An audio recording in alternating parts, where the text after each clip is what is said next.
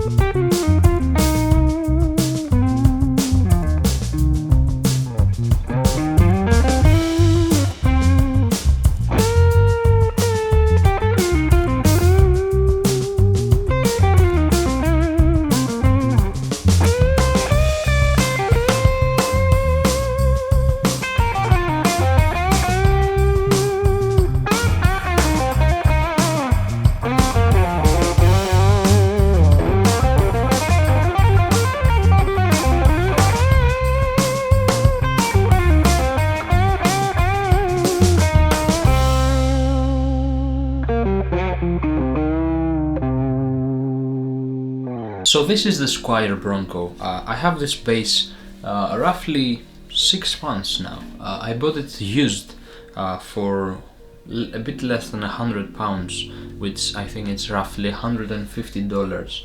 And I think it's a really good bass. The copy I have is super light as well. The neck is heavier than the body, so there's a balance issue there. But if you're only gonna use it in studio or just in your home studio or just even gigging, you don't necessarily will find a problem with that. It sounds really good. It has a single coil pickup that I think it's what Fender is using on the Strat pickups. So this is a Strat pickup. So the pros of this bass, number one, it sounds really good, as you can hear from the demos. It sounds really good as well if you know how to edit a bass and if you know how to add a compressor and EQs and all of that. It can sound really good. I'm using this bass for all of my recordings and backing tracks and songs I release, so I'm pretty happy with how it sounds. Another pro with this bass is a short scale bass, which means it's not a massive, it doesn't have a massive neck, which for me as a guitar player it's much easier to play, and it feels more like a guitar neck rather than a bass neck, which I think it works really well for me, and I'm sure it will work really well for you. Another pro is that it's quite cheap, like it's really affordable, and you cannot go wrong with the amount of money you will pay anyway. So, and the last pro, I think it's the simplicity of the bass. I think it's super simple with one pickup, with one volume and one tone. You can get a lot of sounds, but there's a simplicity with this bass. So let's hear how it sounds with a bit more overdrive to it, like a more rock backing track.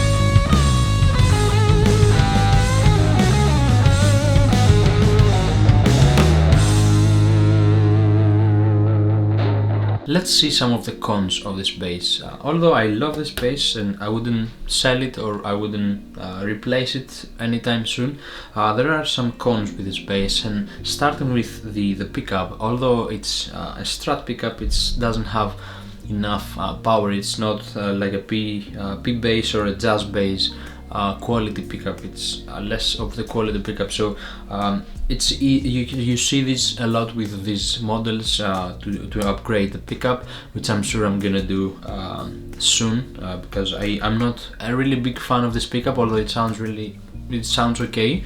I think it can do better. The bridge is not necessarily the best bridge you can find. It works decent, but then again, the intonation it's a bit funky because you cannot really adjust every string, but you can only adjust 2 strings at a time, which is a downside, but not a massive one. And lastly, in my opinion, the tuners are not really good. As you can see, they're not even branded, they're just cheap Squire tuners. It holds the tuning decent. Like I never had a problem in a studio scenario, and I've never played a gig with this bass, so I wouldn't know, but for my purposes and just writing songs in my home studio, it works really well for me. So the question is, if you are in the market for a bass, and if you're looking for the Squire Bronco, is it a good option? I would say 100%, especially if you're a guitarist. 100% is a really good option. I think you can get some decent sounds with this bass for the money. Especially, it doesn't cost as much as a nice short scale bass. As a guitarist, as I said, having the shorter frets, it's much easier to play around and to make it more like a guitar, if that makes sense, and it feels more comfortable than a jazz bass, for example, or a P bass, which is a bit bigger as well. It's really comfortable to play as well. It's super light, my version at least. I've played a couple of other Broncos and they were okay, but this is the lightest one I found. I was really lucky because I bought it used, so yeah.